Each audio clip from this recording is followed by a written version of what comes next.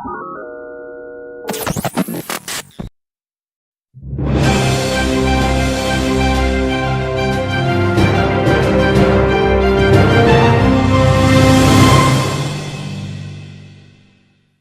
evening and welcome to your Wednesday, October 2, 2024 edition of the Evening News. I am Jemima Holmes. Thank you for joining us. Let's take a look at some of the lead stories tonight. GECOM discussing feasibility of biometrics for upcoming elections. CJIA upgrades, admin building delayed. Commercial center for December completion. Legal Fraternity welcomes move to implement E-litigation portal. Regional ferry service to begin operations soon, says MUSTAPHA.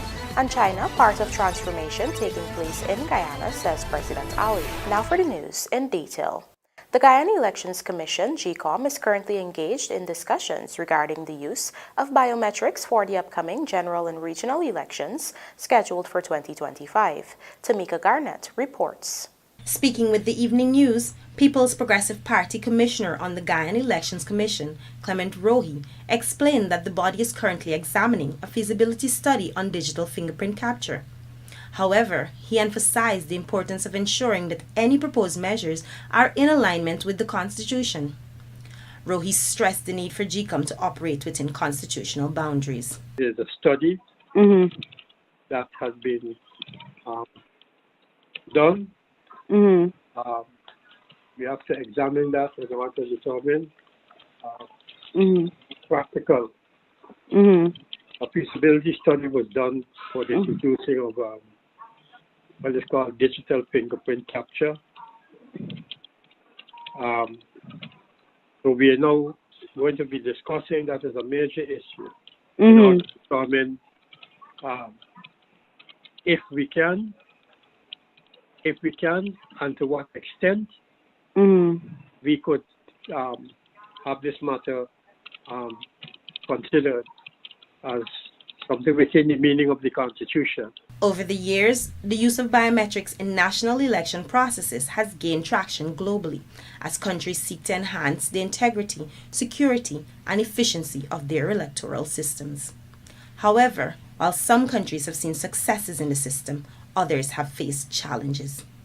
In Guyana, there remained significant concern about the introduction and implementation of any voter stipulation that could possibly disenfranchise voters and potentially lead to legal challenges reminiscent of the 1998 elections petition case brought by Esther Pereira. That case resulted in a nullification of the 1997 elections due to constitutional violations. Anything we do, we can only do so in accordance with what the Constitution says and the representation of the People Act provides for. If these things are not there, then of course we have to ensure that the necessary laws or amendments to the laws are passed in order for it to happen. But that's only if there's an agreement at GECOM for that to happen. So that's where we are at this point in time. In addition to discussing the use of biometrics, GECOM was also mulling the installation of cameras in polling stations. Reporting for the Evening News, Tamika Garnett. As works continue to upgrade the Chedijegan International Airport, Minister of Public Works Juan Ejel has revealed that the construction of the administrative building has been delayed, but works on the commercial center is significantly advanced and is due for completion this year-end.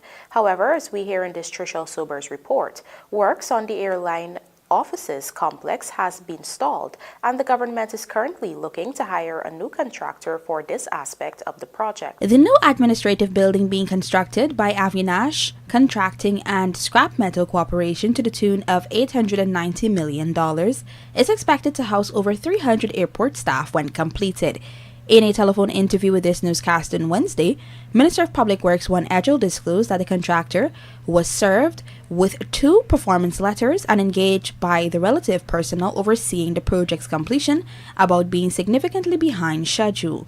He explained that while Avinash Contracting and Scrap Metal has not surpassed the stipulated deadline for works, the ministry did implore that they put systems in place to address the delay so as to ensure the building is delivered in a timely manner. The admin building is behind because the contractor has not put enough resources to get the work done in an expeditious manner. We have met with him and have said, look, you said that you have these facilities available to you to get the work done within a particular time frame. And it's the methodology that is being used. It's a 4-story building. And the methodology, I think, was not optimal, and the amount of persons there. But they're moving now. With regards to the $874 million commercial center being built by PD Contracting, Edgell has expressed satisfaction with the works completed thus far. He explained that the facility will play a crucial role in enhancing visitors' experiences. By December 31st, sections of that commercial building should be habitable and usable for the public. In that commercial center, it's where we're building out new concessions for both airside and landside. There'll be a new VIP lounge, a business lounge, an executive lounge.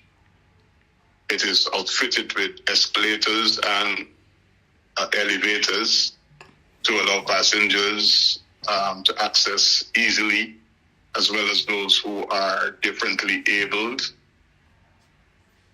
And that, you will recall, was one of the things that the government of Guyana, or I should say the PPPC government, was able to get from the Chinese to put up the superstructure. Meanwhile, works on the airline offices complex have been halted, given that the contractor, Trinidadian company Calco Guyana Incorporated, requested that its contract be terminated. Edgell explained that works will recommence soon with a new contractor. Basically, if a contractor is on a site and they're unable to perform, we have to do two things. Work with them to get nominated subcontractors who could assist. So you could have several people doing things simultaneously, which would expedite the time. In this case, Calco asked to be excused from the project because they were not able to do it. We wound our engagement up with them, and now we're putting together a list of contractors with capacity who's known to have done work of a similar nature in a restricted tendering process to be able to get them swiftly engaged. Trishelle Silbers, Evening News. A councillor representing the People's Progressive Party on the New Amsterdam Town Council has been suspended for 3 months. Our Berbice correspondent Andrew Carmichael brings us the details on this issue.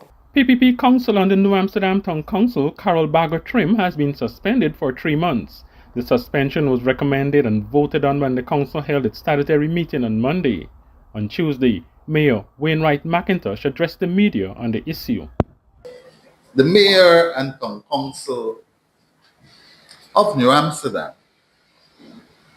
took decisive action yesterday by passing a motion to suspend Councillor Carol Trim-Baggott from her duties on the council, effective immediately. The councillor at a PPP press conference in the region also shared her side of the story. It's a sad day for the people of the town. The APNO, let me speak about APNO. Their modus operandi is always to silence people. The bullyism that transpired today was uncalled for. The mayor has acted outside of his capacity as the mayor. And as a matter of fact, I think a motion should be moved to have the mayor removed from office. But according to the mayor, the motion for suspension was not taken lightly. It followed a pattern of behavior exhibited by Councillor Trim-Baggott that has been deemed unacceptable by her fellow council members. Over recent months, there have been numerous instances where Councillor Trim-Baggott has displayed a lack of respect towards both the mayor and her fellow councillors. Such conduct not only undermines the collaborative spirit essential for effective governance, but also threatens to bring the esteemed work of the council into public disrepute. On Monday, only 13 councillors on the 14-person council were present, and when the motion was put to the floor, the 6 PPP councillors voted against it and the 6 APNU councillors voted for it. The mayor, who has the casting vote, ensured that it was passed. Meanwhile, in another press conference held on Wednesday by the PPP, Trim Bagot says she would be trying to get the local government commission involved in the matter. She said she will also be moving to the court to have the issue resolved. Andrew Carmichael, The Evening News. More than 2 years after the government launched the company, the Agriculture Innovation Entrepreneurship Program, the initiative has attracted more than 1,000 young people, who are all shareholders. In this report, Gerald Bryan tells us that the company continues to record significant earnings. Designed to ensure that the skills of past and present agriculture students, as well as those with experience in the sector, are retained, the Agriculture Innovation Entrepreneurship Program was first launched in January 2022. On Tuesday, it was revealed by Minister of Agriculture Zulfikar Mustafa that the initiative has since grown to attract over 1,000 participants. The minister was at the time addressing youths in Region 5, where he noted the program is looking to make inroads with the cultivation of 5 acres of land into various agriculture projects. Young people today, and you all will agree with me, many young people today don't want to get involved in agri-food system, agriculture. They think that agriculture is a menial job, more physical job. People who never went to school or people who hardly went to school can do agriculture. And you have many young people who they went to the University of Guyana, get a degree, come out with an agronomy degree, they came out with a diploma from a Guyana School of Agriculture, and they are doing clerical work. The president said we have to harness all these expertise. We have to bring them into the system. According to Mustafa, this is where the idea for the Agriculture Innovation Entrepreneurship Program came into being, as the idea was to form a company. The fact that the program has grown to include 1,000 youths is a testament to its success, the minister said. In fact, reports are that some $30 million in revenue has already been generated through the program. And he said, let us form a company. Form a company and make these people, young people, shareholders of this company. And we form a company called the Agriculture Innovation Entrepreneurship Program. And from that time to now, we have more than 1,000 young people, young, bright people like you who are in this program. We have started out with the climate smart agriculture, where we have a number of shade houses, and we are doing things now where in a more scientific way, in a more innovative way, in a more modern way, less labor intensive. And today, many young people who never want to get involved in food system, in the agriculture system, they are today now earn their livelihood from agriculture. In addition to shade houses, some of the other ventures being pursued by the entrepreneurship program across the country are prawn production and tunnel houses. President Dr. Irfan Ali has previously said that one tunnel house, a structure designed to shield poultry from the elements and maximize production, can produce more than 35,000 chickens. Gerald Bryan, The Evening News. President Dr. Irfan Ali believes countries must examine the teachings of Mahatma Gandhi on food security in order to tackle the current food insecurity problem that is plaguing the world. Find out more in this Vanu Manikchand report. President Dr. Irfan Ali on Wednesday said that countries around the world are contributing to their own food crisis by forgetting how to feed themselves locally. To this end, he said the world should turn to Indian political and spiritual leader Mahatma Gandhi and examine his teachings on food security to help address the global food insecurity. And it's precisely where we find ourselves today, entangled in a global food crisis that has left us far too dependent on fragile international supply chains, devastated by climate change and at the mercies of the profiteers. And that is why here in Guyana, we are working on transforming our agriculture into a food ecosystem, encouraging young people to be part of it and to be part of the global solution. Gandhi's answers to the food crisis was simple yet powerful: self-reliance. This food crisis is a problem that we face in the Caribbean also. And if we today are saying that we want to become more self-reliant, the 25 by 2025 goal, it shows you the relevance of Gandhi's philosophy to today's world. Currently, some 800 million people go to bed hungry each night, and according to the United Nations, an estimated 1.3 billion tons of food is wasted or spoilt, with 60% of all food wastage occurring at the household level.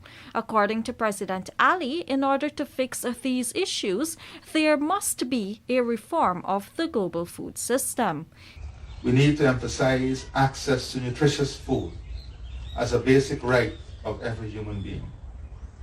We must also ensure that we balance the need to produce more food with protection of the environment.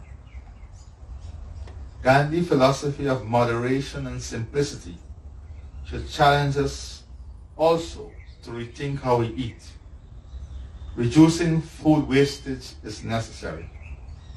We cannot continue to keep eating as if the food barrel has no bottom. We cannot continue to waste food while so many go to bed hungry. Gandhi urged us to be more responsible in our choices. He said, and I quote, "Live simple so that others may simply live." End of quote. The Guyanese leader made these remarks at the Gandhi Jayanti Celebration 2024, hosted by the Indian High Commission in Georgetown to commemorate the 155th birth anniversary of Mahatma Gandhi. Speaking during the Wednesday morning event held at the Gandhi statue in the Promenade Garden, Indian High Commissioner Dr. Amit Tillang reflected on Gandhi's principles of peace and nonviolence and the need to uphold these values for conflict prevention and betterment of the world. So on this day, as we commemorate Mahatma Gandhi's 155th birth anniversary, let me say, let us not forget his life, let us not forget the lessons and the values and principles that he gave us, because that is the only way we can create a better world for our future generations. Wednesday's event also commemorated the 120th birth anniversary of Sri Lal Bahadur Shastri, India's second Prime Minister. Reporting for the Evening News, Fanu Manakchand. Coming up, body of missing Guyanese fisherman found in Suriname and tropical moths travel from Guyana to Wales in woman's bag. Do stay with us. More news ahead.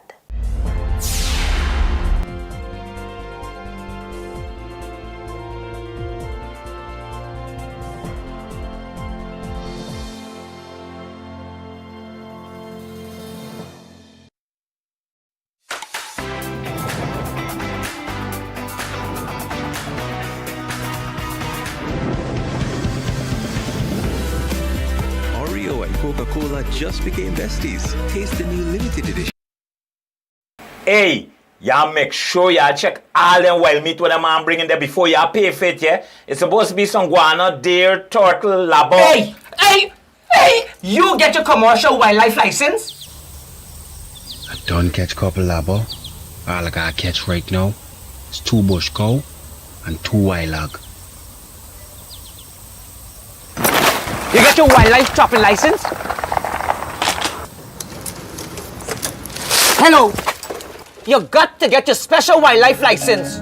If you're a wildlife trapper, vendor, breeder, or collector, ensure you invest in the correct license. Being compliant prevents you from exorbitant fines and allows you to invest with major stakeholders. Persons interested in any form of trade in wildlife should obtain the relevant licensing from the Guyana Wildlife Conservation and Management Commission. When and everything went good? You understand I have to pay 1.5 million in fine. 1.5? Just cause you're not a license? What? That's why I should get your license! Why?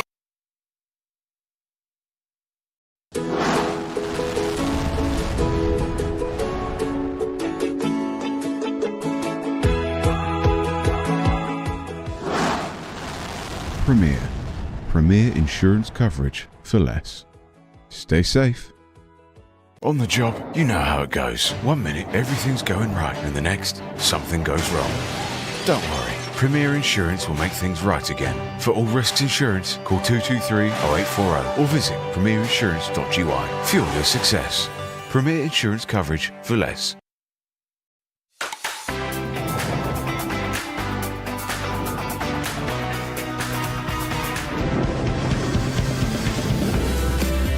Oreo and Coca-Cola just became besties. Taste the new limited edition.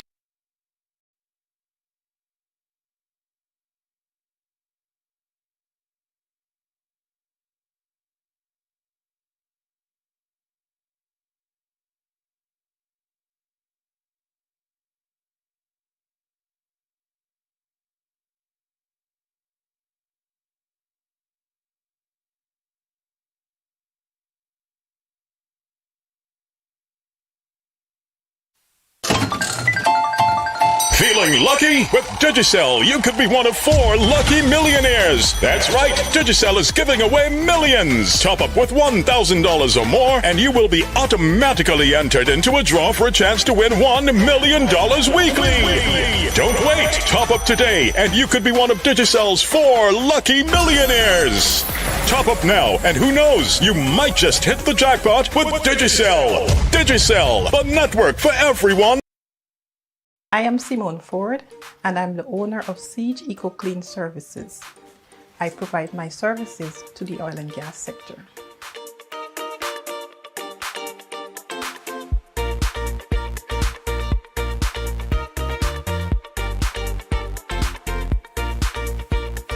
We provide janitorial services which are environmentally friendly.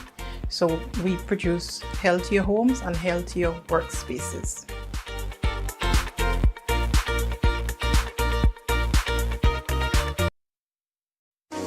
Need quality electrical or hardware supplies for domestic, commercial, and industrial usage? Visit SPR Enterprise. We stock a wide variety of tools, transformers, connectors, cables, line hardware, and control products at competitive prices. Check us out for brands such as Square D, Eaton, Fluke, Klein, and 3M. We are located at 45 Brick Dam, Georgetown, or call us on 223-5699, 223-5687, or WhatsApp 639-7193. SPR Enterprise, your single source for quality electrical products.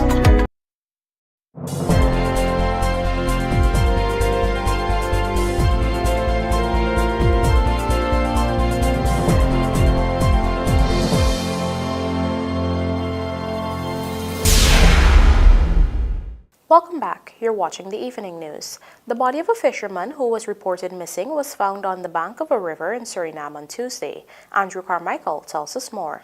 The dead man is 20-year-old Nizam Jawar, a Guyanese who's been working and living in neighboring Suriname for the past 2 years. He is formerly of Adelphi, New Area East Kanji in Region 6, that's East Berbice quarantine. Family members say they were told that he fell off of a fishing boat in the vicinity of Parimaribo. According to the dead man's brother, Akram, he learned of the incident through a social media post.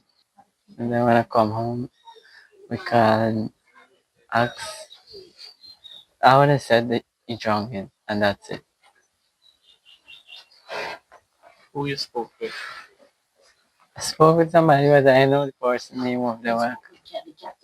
Yeah, or the captain, yeah. And he said that he drowned it, and that's it. The dead man's foster mother, Indira Gurcharan, explained that they were able to speak with the boat captain and several other persons, but not much information was forthcoming. They don't have any family in Suriname. So this might just go over there and with friends and, when he started to work on his fishing boat. So we trying to get. Anyways, with that, I don't know how the captain get his number and the captain called him. And the captain tell him that bye. We trying, I know that you get a message that your brother missing. But we trying to look for him, but we can't locate him. That they would be going out, like other boats would be going out and look for him and whatever. So we don't really know exactly who we're talking to. Because the phone call them is not long. Right? And then after that, they keep looking at from yesterday, from to today, we still trying to figure out like what really happened. Like if he fell off, well they say that he bent some fishing net or something, and that's how he fell off. So we really don't know what is it over there, right? But then today when they called, they said they found him on a sandbank. The body was reportedly identified by a Surinamese woman known to Jawara. According to Diowati Naurag, her son left Guyana in 2022 and has not returned since. She said she spoke with him last week and he had promised to come home for Christmas. This is 2 years now since he gone, and when he gone in 2 years, he come back. And I'm so sorry for my last and a big son. So when we talk to him, he tell me say when my mother go over there, he send a raise for me. So when my mother go over, he tell my mommy say he's working and thing. So my mother talk to you over there and he tell my mother say he come home for December for holiday. The incident has been reported in the Suriname media, but details are limited. Andrew Carmichael, The Evening News. The Supreme Court of Guyana will be fully implementing an e-litigation portal as of October 4, a move that is being welcomed by members of Guyana's legal fraternity. Gerald Bryan has the details. Back in January 2024, the Court of Appeal had implemented a system for filing cases online, moving away from the paper-based system in keeping with the modern age. It is now the Supreme Court's turn, with the court recently announcing that its e-litigation portal will be launched on October the 4th. The move is being welcomed by members of the legal fraternity. This newscast spoke with attorney at law Manoj Narayan, a partner at Nandalal & Associates. Narayan, who also serves as a commissioner on the Guyana Elections Commission, lauded the move by the court. All over the world, the legal systems have been utilizing more and more technology in order to provide a more efficient service to members of the public, as well as to create an environment that is more efficient for persons operating within the system, such as lawyers, magistrates, judges. So in various parts of the developed world, the judiciary in those countries have already moved towards electronic filing of documents. So I welcome the move. Lawyers, of course, will need to adjust the way that they do their matters. They will need to adjust certain procedures and protocols in the office. But it is a necessary move, and I for one, welcome it. The attorney also noted that the court has also been implementing other initiatives, such as virtual hearings in the magistrate and high courts. Meanwhile, Dexter Smart, an attorney at law attached to the Dexter Todd & Associates law firm, also described the move as a good one that will aid in efficiency. Smart recalled that not only has he undergone training on how to use the e-filing system, but he has also already had a taste of the system at the level of the Court of Appeal. Even going through that process, we realize how useful it will be able to do these things online, check your timelines, whatever notes a judge may have made on your appeal. And this now going towards the High Court makes it even more efficient. You can do your filings online, you pay online, you check whatever notes, you check your timelines. It will also help us with efficiency. Not having to run to the registry every time we need something or depend on a clerk or something to find information for us. You'll have everything at our fingertips. So I believe it's quite beneficial to the entire judiciary and the entire legal fraternity. The software for the e-litigation system was developed by Singapore-based company Crimson Logic, which has developed similar systems in Singapore, Mauritius, Qatar, and the Eastern Caribbean Supreme Court. The portal will allow for electronic filings and case management, which attorneys, litigants, and judicial officers will be able to access. Jarrell Bryan, The Evening News. As the Guyana government continues along the trajectory of economic growth and sustainability, President Dr. Irfaan Ali has assured that all avenues will be explored, including its partnership with China. According to the head of state, China is a major contributor to the transformation taking place in Guyana. Kelroy Williams tells us more. As the Embassy of the People's Republic of China celebrated its 75th anniversary on Tuesday evening, President Dr. Irfaan Ali underscored Guyana's commitment to work with China to tackle shared challenges, seek cooperation, and promote development together so as to build a closer China-Guyana community with a shared future. During his remarks at the ceremony held at the Marriott Hotel, the head of state explains that Guyana's partnership with China will position the country as one of the most innovative and diversified economies that is built on knowledge and technology. He said this will play a crucial role in ensuring the local economy is carefully created and crafted to be competitive, resilient, and sustainable in the future. We understand that the pace of development and the pace of growth requires us solidifying existing partnership. And of course, China and Guyana's relationship has grown from strength to strength.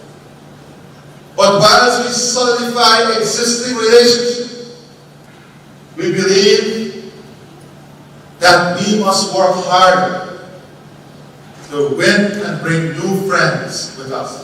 President Ali stressed that relations between Guyana and China have maintained sound development with strong political mutual trust. The Guyanese side firmly adheres to the One China principle, President Ali noted, adding that his country regards China as a highly reliable partner and welcomes Chinese enterprises to invest in Guyana. Our relationship and our partnership is not only diplomatic, economic, at the governance level, or social services.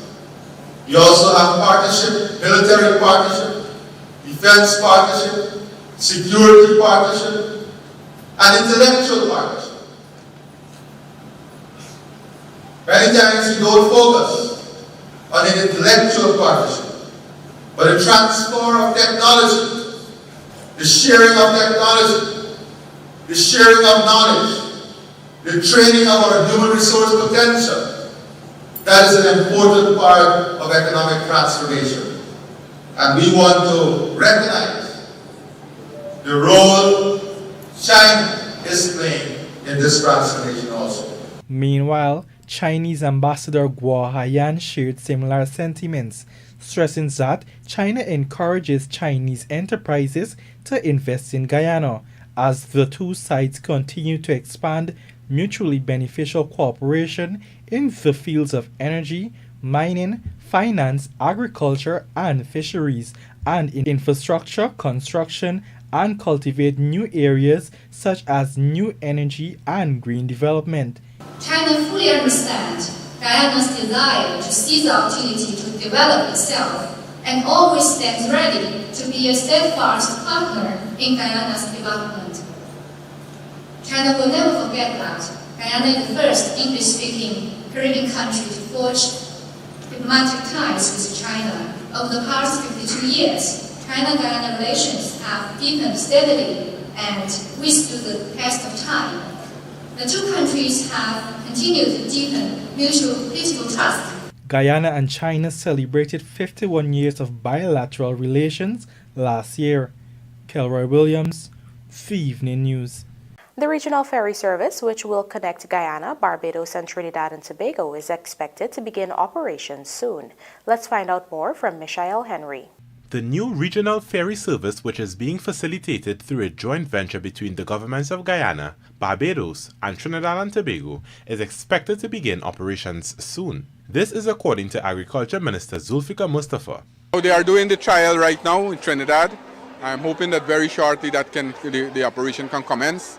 The board have already been formed. You know that we have member in that board, Minister Indar, Dr. Blair, they are a member in that board, and I'm very optimistic that it will start very shortly. MUSTAPHA is hoping to get an expected commencement date when he attends the Council for Trade and Economic Development, quoted, next week. I'm going next week to Kotek, and hopefully I can get a date when it'll start commence. President Dr. Irfan Ali had already revealed that from Guyana's end, the vessel will operate out of Perica in Region 3.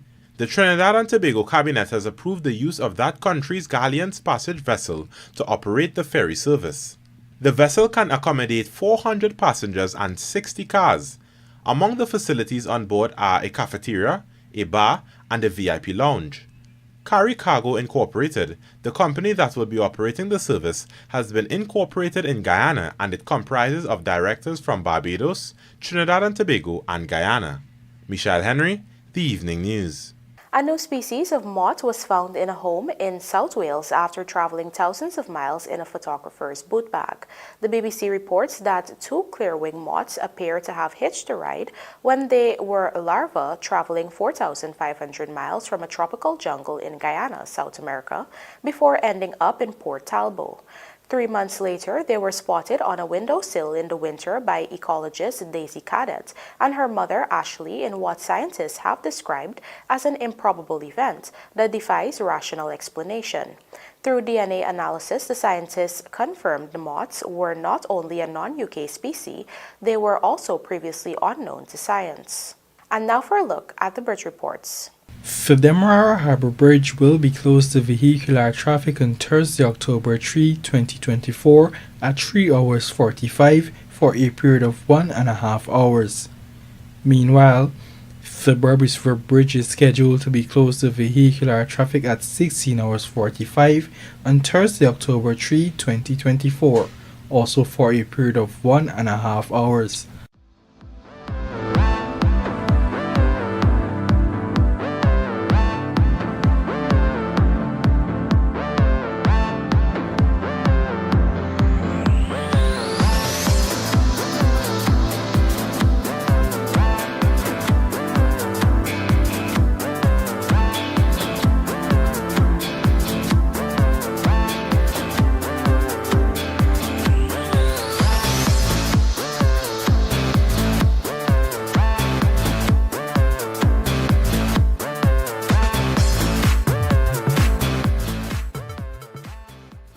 CPL Miller leads Royals into Qualifier 2 and GBA mourns loss of coach Terence Poole, MS. These stories coming up in this evening's Sportcast, sponsored by MacCorp. Hi, my name is Stephen Odip from MV Construction. I'm a rice farmer. I'd like to show you guys my Case 110. I own this tractor for 6 years, and the production, the fuel consumption, and the efficiency this tractor gave off is excellent. I would like to recommend this tractor to all rice farmers because for the application we're doing right now, it's excellent. The 110 horsepower tractor is excellent in the field condition we're doing right now, and the fuel is amazing. So I'd like to recommend this to all rice farmers that are in the rice industry. For the 6 years I own this tractor, the support from MacCorp has been excellent. I had day-to-day support, a lot of physical interactions, people from the company coming down here and inspecting our fields, our applications, and our equipment, and all their stuff are up to date. So I really appreciate MacCorp and the service they provided. Thank you. MacCorp, let's do the work.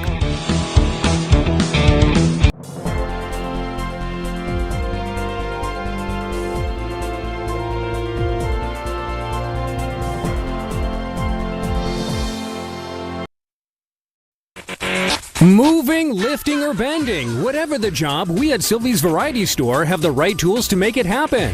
Pallet jacks and hand trucks for bonds and industrial sites, easy pickup and convenient maneuvers. Chain hoist from Roughneck and Northern Industrial, the perfect solution to lifting heavy objects.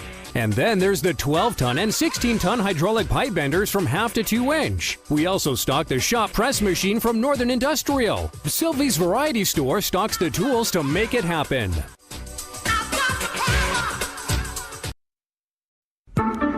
Did you know that when you leave your property unoccupied and unmanaged, it deteriorates much faster than you can imagine?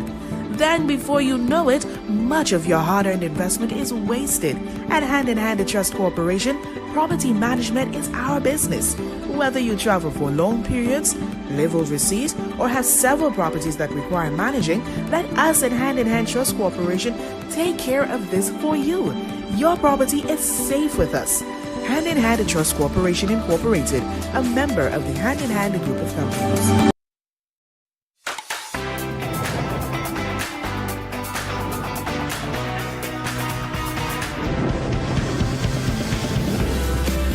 Oreo and Coca-Cola just became besties. Taste the new limited edition.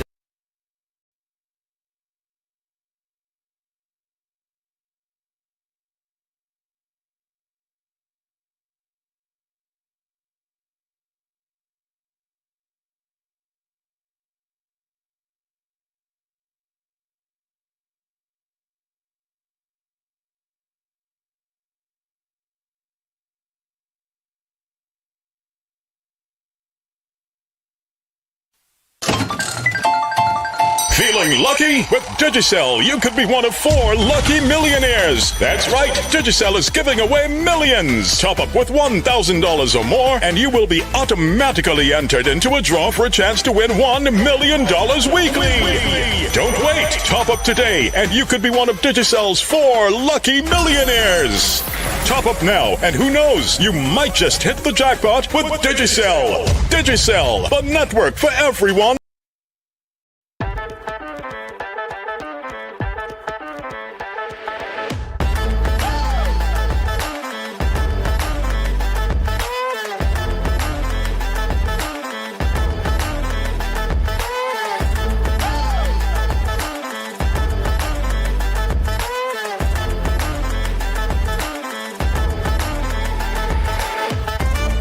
Transitions Light Intelligent Lenses. Pick your color. Choose your style. Available at Optique Vision Care.